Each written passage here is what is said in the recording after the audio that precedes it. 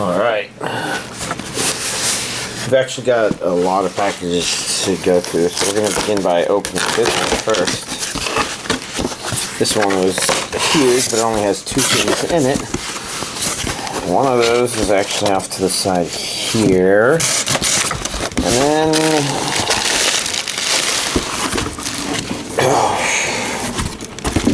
I'm going to precariously balance that on one hand. Jeez, this is huge. But why don't I open everything else first? This one's not anime, but it is anime related because it is Volume 23 Attack on Titan manga. Excellent. And you know, while we're at it, let's the DVD version of Game of Thrones arrived. Next up, this is so tight. I'm going to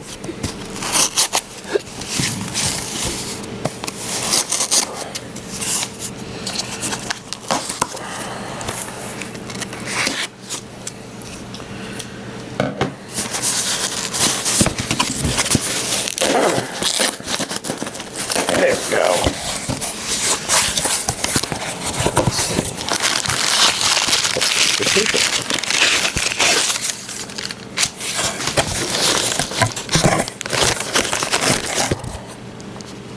And I think this is the only thing in here. Yes. Alright, and that's what I thought. We have the seat here. Oh, okay. Then the next box.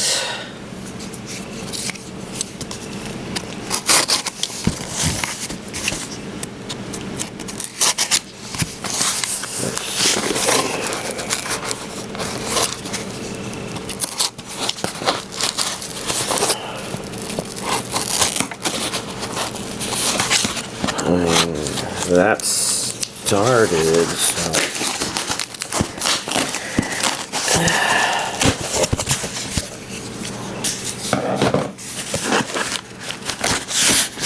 Oh. And this one should be very soon back. Okay. Feels like it's wrapped up in that piece of paper.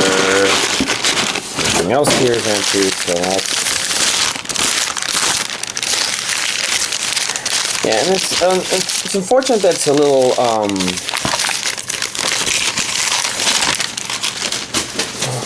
wasteful like this, but you know, for most of this stuff, I just need to make sure that a lot of the anime ship.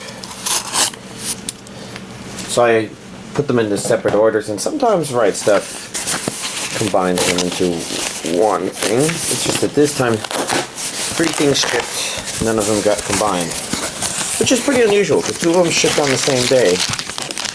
I don't know the exact details of that. Interestingly enough, this time it was all receipt or shipping, whatchamacallits, but no little advertisements, which is probably for the best. Also, this gets thrown into the pile. It's probably for the best because they're pretty much advertising stuff I already know is coming out or would have. It's nice to get some of the free artwork. I'm trying to... There's a little thing on the side here. It seems to be the best way to try to... Maybe if I just cut it open.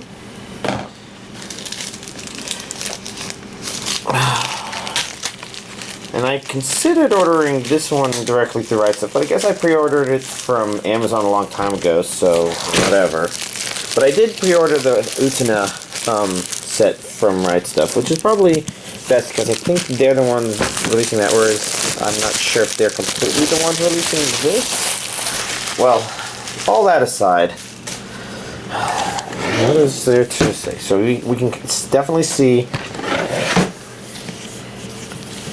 that there's 2 halves to this. This is the bottom, which seems to say everything that's in it. It says it's region A only down here. There's audio.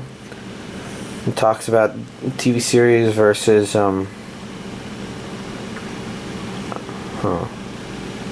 Operation Meteor, and then Endless Waltz, OVA, and movie versions. This is the Ultimate Gundam Wing collection. Let's see what it's like. I mean, obviously we have this nice dark thing.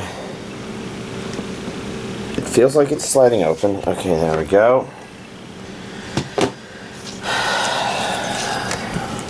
Well, this is very familiar. So first of all, we've got one of these things to help lift this out. Oh jeez, I'm having trouble separating the book from the everything else. And of course, because of the sheer size of the set, it's kind of hard to get everything in the camera. Why don't we raise the camera a bit for this video, just because this is so insane. Alright, and then I can... Yeah, this seems pretty good. So, I'm kind of curious what's in the book itself. Looks like mostly a bunch of Gundam Wing related artwork, which is not bad. And then... Okay, there's definitely more than just artwork in there. I'm going to set this aside.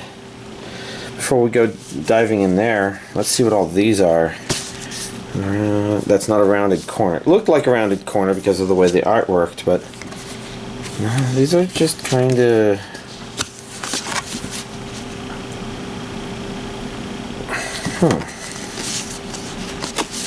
I wouldn't be surprised if some of this artwork was actually very new and made for the set. Am I actually showing them to the camera right? I'm looking at the pictures myself and trying to understand them.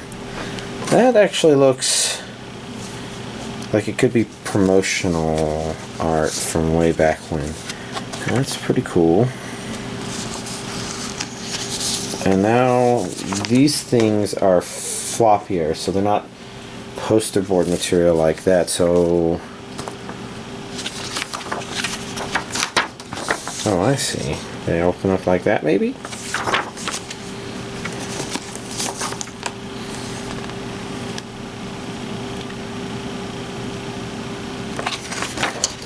Interesting. I was just noticing this down here says Collector's Ultra Edition. The other one says as well.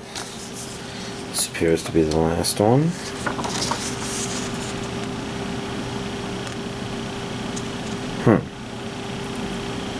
So much stuff. Definitely nothing on the inside. We'll flip that up. Start poking around inside here. Okay, interesting. I wonder.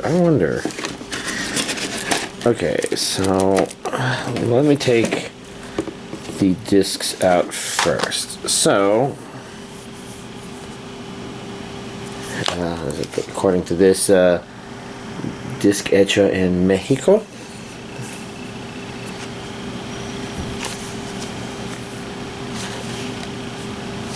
Oh, here we go.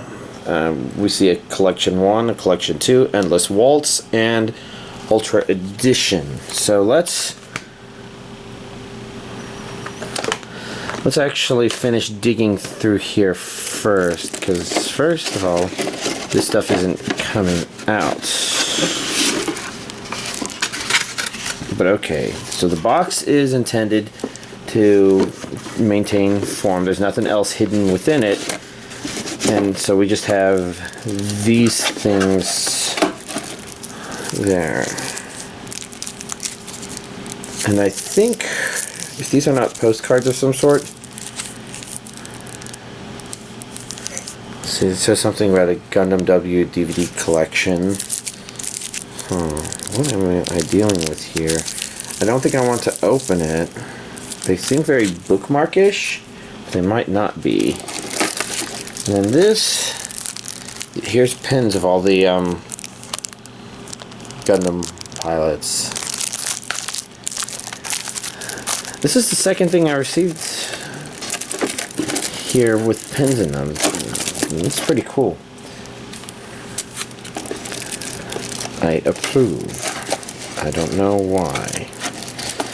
But I'm kind of interested in the reassembling of this box, because it's possible, because this was elevated, that maybe it wasn't closed correctly, except the plastic was on just fine. I don't know. Let's actually dive into collection 1 here. You know, nothing surprising there. Underneath this, probably I see a Gundam that looks like...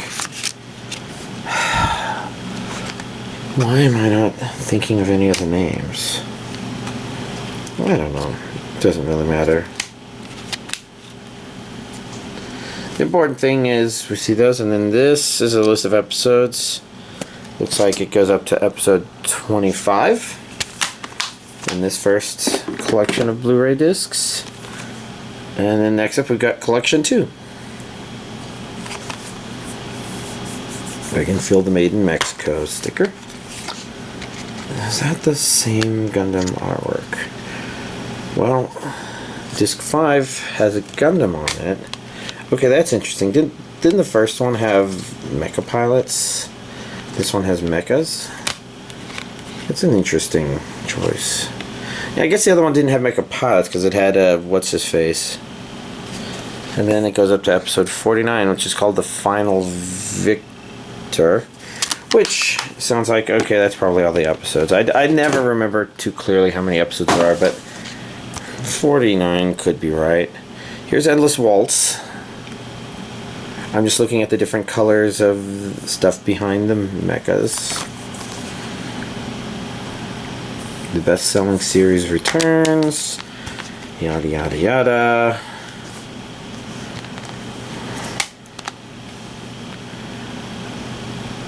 Hold on. Okay, this is Operation Meteor Disc 1. Disc 2. This is Endless Waltz OVA. And this is Endless Waltz movie. And as you can see, they went with people for half the discs and mechas for the other half. That actually almost blends together, doesn't it? It's kind of amusing. Operation Meteor...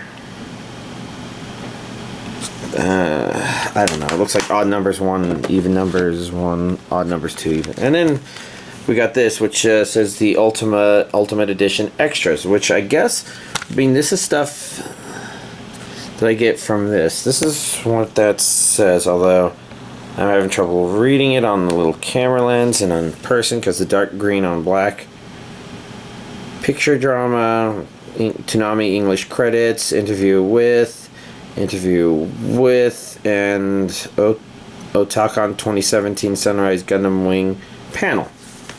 Okay. On the inside, we have people.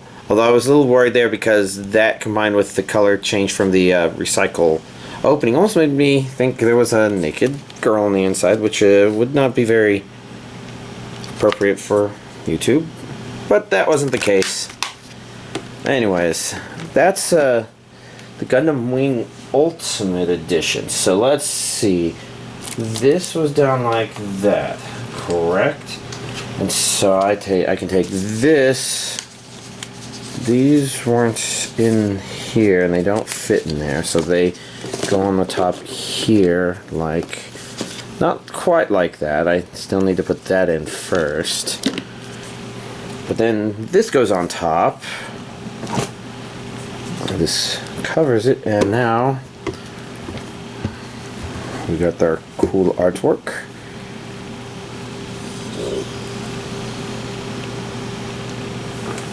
No, there we go. It stops right there.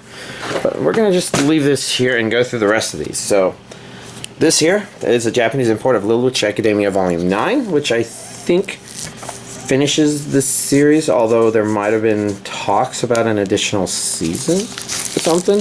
I don't know. I haven't been keeping up with even watching what I have, so you know, this thing goes to the side, and then now if I had everything else lined up, I could probably show what all 9 of these volumes together looks like.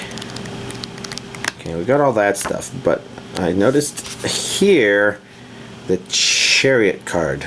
2, 3, 4, 5, 15. So 19 of them,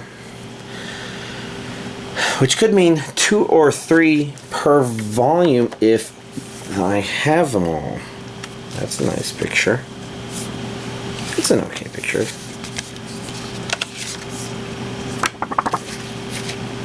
Cool. Yeah, did the first one come with 3? I don't remember. This is maybe one of those things where getting them all out and lining them all up would be pretty cool. But no, that's volume 9, and again, I think that finishes the series. I at least haven't seen a volume 10. Next up, we've got March Comes In Like a Lion, which I don't know what it's about, but based on the character design, it looks like it's the same as a couple of things. Oh, why can't I remember the names of any of them? Like the wide grins. It's very common in this character design, and it makes me pretty sure this is Slice of Life. And I think Honey and Clover was the name of the other thing I was thinking about, but there's been more. Okay, that's right. So the first thing we have to do, first of all, languages says audio English and Japanese, so I guess that means there's an English dub on here. This is volume 1 with 11 episodes. I don't know if that means there's a volume 2 or if, oh look, over here. This would probably say English, approximately 300 minutes. Not that bad of a release. And let's get a full look at the artwork. So we got that. We've got that.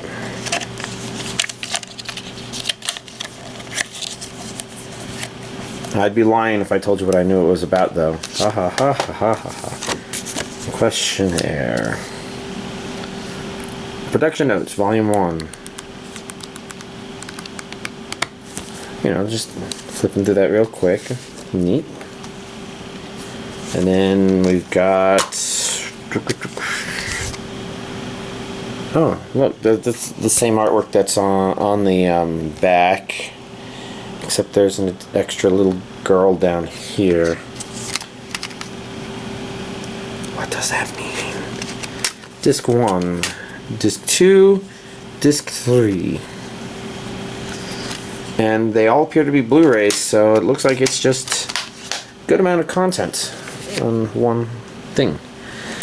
Next up, we've got Koyomimonogatari, which is kind of interesting because somebody was saying that they didn't think this would be released, and fortunately it was. And part of the fortunate is it sounds like the next season of Owari Monogatari actually references stuff from this. Come on.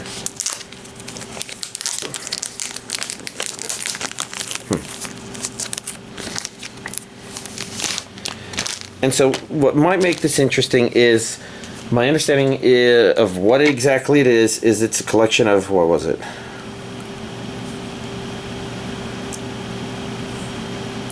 I guess I'm not seeing anything here. Complete 12 short episodes on 2 Blu-ray discs. And you can kind of see the division is 78 minutes and 74 minutes. So that's like 10, 12 minutes per episode. You know, a half episode per. It's my understanding that they kind of deal with mysteries either involving the individual girls or 1, 2, 3, 4, 5, 6, 7, 8, 9, 10.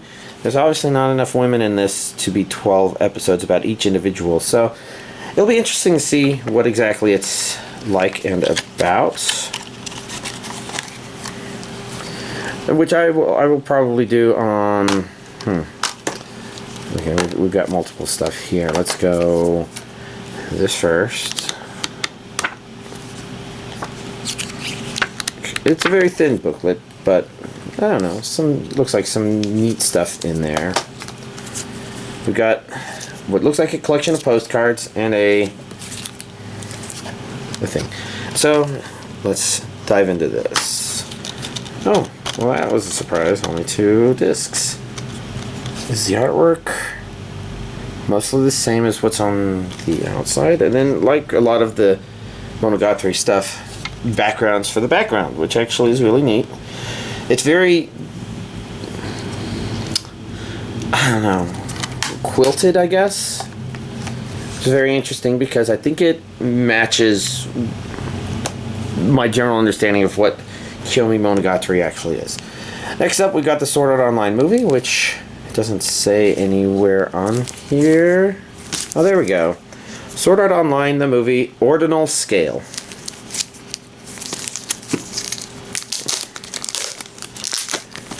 I'm trying to remember if I've heard generally good things about this. Or maybe just generally good vibes. Okay, so this is... Oh, okay. So it says it there, and it says it there, and this means it's gone. I see down here English and Japanese audio, which is, I guess, important to note because there's always the possibility that they decide to stop dubbing this, even though I think that's unlikely. Oh, nice. That's pretty cool, and with the sparkling only being certain parts of it, that's actually kind of a really neat packaging. Let's see. If we begin with this stuff, we have this booklet. I'm flipping through real fast, you know, just to get a general impression, and then partially putting that back in. See, we have a card, some sort of Yuki, what's his name, Yuki? Damn it, I think I'm mixing that up with another anime. Oh well, doesn't matter. The important thing is that I'll eventually watch it. Okay, so purple is this guy, and blue is Kirito. It's not Yuki, it's Kirito. Duh, Blu-ray. And look, compact disc. This is character songs. This is soundtrack. And of course, there's some interesting texturing going on here where the black part's smooth, but you can kind of feel the roughness. I think if I reflect the light in the camera just right, you could probably, I don't know. I'm not seeing it through the camera lens the same way I'm seeing it in real life. Last but not least, we have 100. I was trying to see if that was part of it, but I think that says 100. Oh look, it's regions A and B, and English dubbed. Not that I... Well, at least I didn't go far. Not that well, I don't know. Stuff. Let's just take a peek. So it's kind of interesting. I mean, I guess the outfit there kind of reveals some... Okay, that scene there also kind of suggests some fan service-ish, but this says, okay, yeah, it probably has that. Which I guess doesn't surprise me too much. I mean, there's a lot of stuff that do that. It's kind of an easy sell, but I don't know. It makes me a little wary. But I guess I can't turn this whole damn thing over, can I? So here's this week's Anime DV Collection update. I guess I'll begin by saying I did finish my rewatch of Future Diary with a friend. We didn't get to the OVA. We were pushing a little late into the evening for our usual get-togethers. So this coming weekend I'm going to watch the OVA with them and then Koyomimonogatari. Overall, I guess it's the same sort of thing. The episodes we watched, which I think were the last 8 episodes maybe, it includes a little bit of something that I would call a good idea, but a really good example of why I just don't care about the story for this.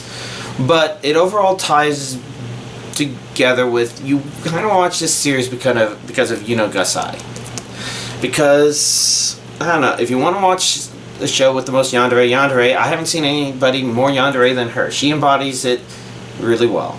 She's fun for yandere, she's in the right environment for yandere, she's, I don't know, she lives up to everything you could want out of a yandere, I think. Other people may have different preferences, but I guess that's how I'm summarizing it. I started watching Trickster. I got through the first disc, but I kind of just sort of gave up on the second disc. So the issue with Trickster, I guess I chose it because I really liked one of the advertisements, the premise, the weird premise it was playing on. And that part's kind of interesting, but it holds somewhat of a background to what the series I think really wants to be doing. So he almost seems like a side thought. That would be the white-haired, red-eyed person there. And that wouldn't necessarily be a bad thing, except I kind of feel like the show is about ideas, but maybe not necessarily thinking some of them through. I think I just said, whatever. Not because it wasn't paying attention to the main character, but because, I don't know, it eventually reached this point where it was suggesting something really dumb. And I don't know if I can really talk about it without spoiling, so I'm not going to talk about it that much. But it was just kind of, it didn't feel like there would be a whole lot of payoff to watching it, and for whatever reason, I don't know.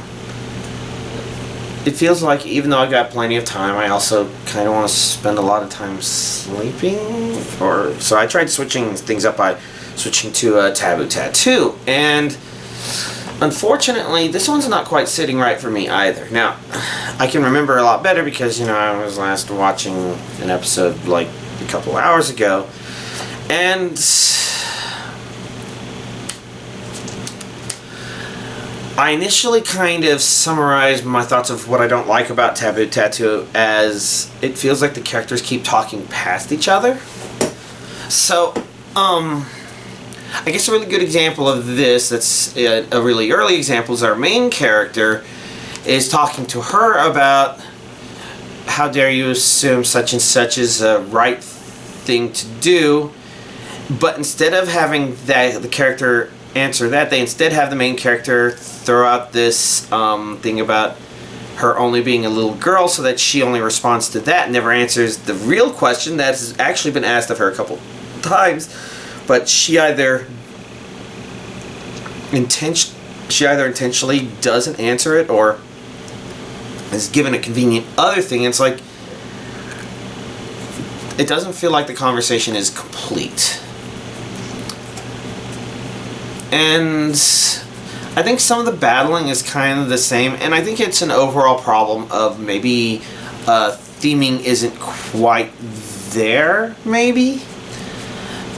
It's like some of the characters are acting in ways that make sense from a kind of one or two-dimensional perspective, not as much wiggle room, sort of like, oh, well, she's a childhood friend, so she wants to be there with him no matter what, even though it seems to kind of be in contradiction to her personality and to the expectations of other characters. So it would be best summarized as it kind of feels like she's in certain places because the anime thinks she should be in certain places. And that's kind of like the whole talking past each other thing, where it's like, well, he needs to ask this question, but she needs to have this character trait developed, so it doesn't feel like the pieces are quite glued together correctly, which is unfortunate because there's a lot of stuff about it that's really neat. Some of it's kind of cliche, but nothing too horribly cliche. It's just, it feels like everything's just not set up correctly or completely. I don't know. Which is kind of interesting because outside of that, I think it's all non-anime stuff. So, like, I watched the first season of Westworld, and that was okay. I think you could only call it okay if you're willing to give the entire first season a watch. And I don't know what I think about the idea of additional seasons. I'm assuming there are more, but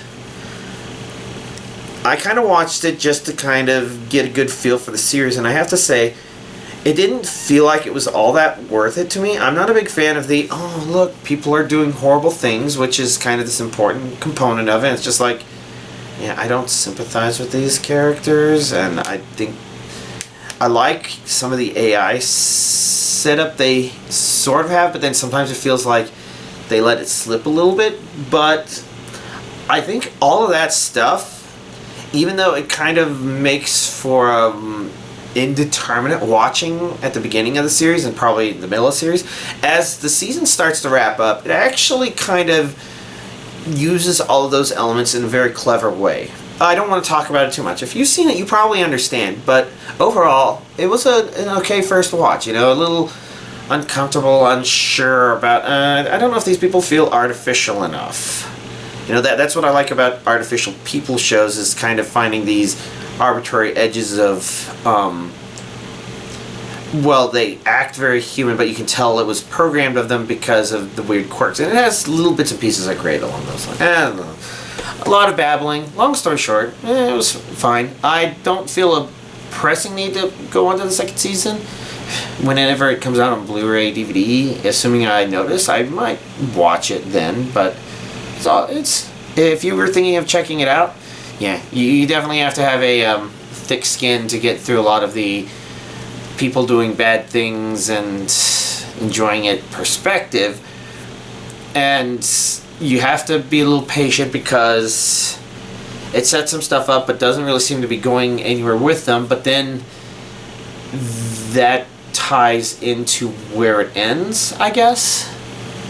I don't know. Hopefully I'm being cryptic enough that you're not getting an idea of what I'm talking about. Especially since, yeah, I don't know. I guess I don't want to point that out because that's not anime. Let's go on to the next non-anime thing, and that's Star Wars The Last Jedi. And, well, my friend told me going into it that the reviews were mixed, and you know what? I actually agree with him. I agree with that summary. It was a bit of a mixed movie. There were a lot of neat things about it. There were a couple of things off, like I mentioned maybe Taboo Tattoo having a lack of theming to it, maybe, but that definitely felt like it applied to The Last Jedi. Like, it almost felt like there were ideas of themes, but I'm not sure that they were fully fleshed out. But overall, those wouldn't be as notable as something else, which I really can't mention because even mentioning that idea would actually spoil a lot of the movie, and I don't want to do that to y'all. But overall, there was one really big problem with the movie that makes me not want to rewatch it and makes me think this is kind of a bad Star Wars. I wouldn't say it's as bad as prequel trilogy, but if some people say it is as bad as prequel trilogy or worse, then I wouldn't be surprised if it's for that one reason. And that one reason isn't about, oh yes, Rey, she's a Mary Sue. I think this movie's just going to give a lot more fuel to that fire, even though there's little things here and there which are like, okay, she's not quite the perfect character ever, but when she seeks out to do something, she always, you know, she's Rey about it. She's still the same Rey from the first movie. So if you didn't like that about the first movie, that's not going to change anytime soon. And if you expected it to change, well, I would say that you probably put your hopes on the wrong horse, because hoping it would change is different from expecting it to change. But I don't know. Long story short, definitely a mixed movie. It's unfortunate, but I can't help but think that somebody forgot. Yeah, I don't know. I'm there's too much risk that I'm going to actually say more than I want to, so I'll just end it there. Because outside of that, my doings have been pretty simple. I've been playing Pokemon. You know, Ultra Sun, mostly. I say mostly because everything has been with the goal of setting up Ultra Sun to be a instead of a satellite game, to be a main game. And I guess what I mean by this terminology is, obviously I have multiple 3DSs, I have multiple Pokemon games. Some of them I don't really flush out the insides of the game because there's only certain aspects of it that I want.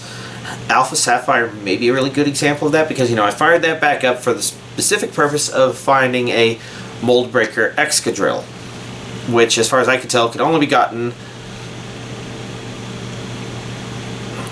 Well, it couldn't be gotten in the 7th gen, and in the 6th gen you get that from Alpha Sapphire.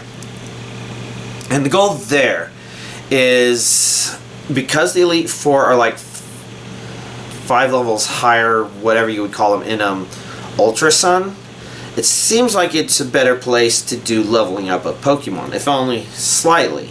Which means that I definitely need to make sure I have that problem solved. That problem being, you know, how do you go through the Elite Four and make sure you get as much done. I used to think that Pheromosa would be a good companion for Excadrill, and it probably isn't that bad of a companion, but the real problem with it is you can only get so many, and I don't have access to more Pheromosa at the moment.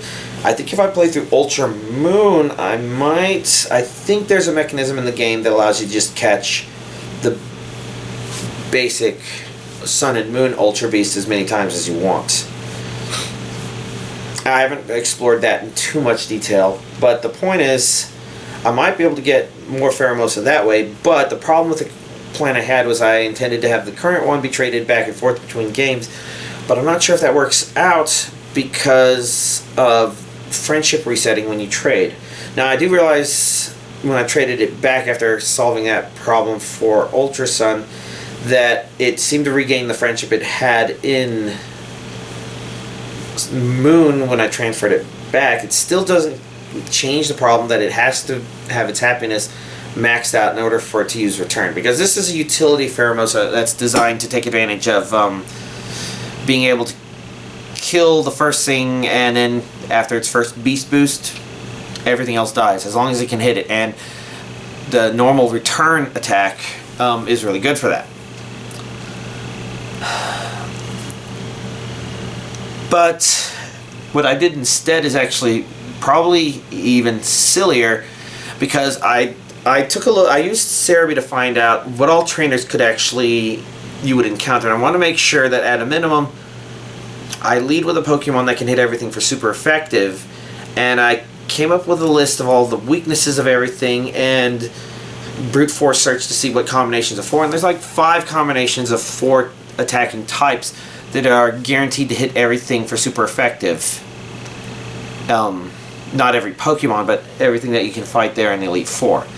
So the idea was to find something that can match them all up, but because Excadrill is physical, I really wanted the companion to be special focused, and that is a problem because at a minimum you need both ground and ice as your attacking types. And if you're doing special ground, that pretty much means, well, if you're looking at the notable one, you're looking for Earth Power, and then your options are really limited because then you need something that can learn Earth Power but also Bolt Beam and, well, Thunderbolt, Ice Beam, Flash Cannon, and Earth Power are one combination, and I did find a Pokemon that has a combination of those that has decent, or actually really great special attack, and the only problem is that was Arceus.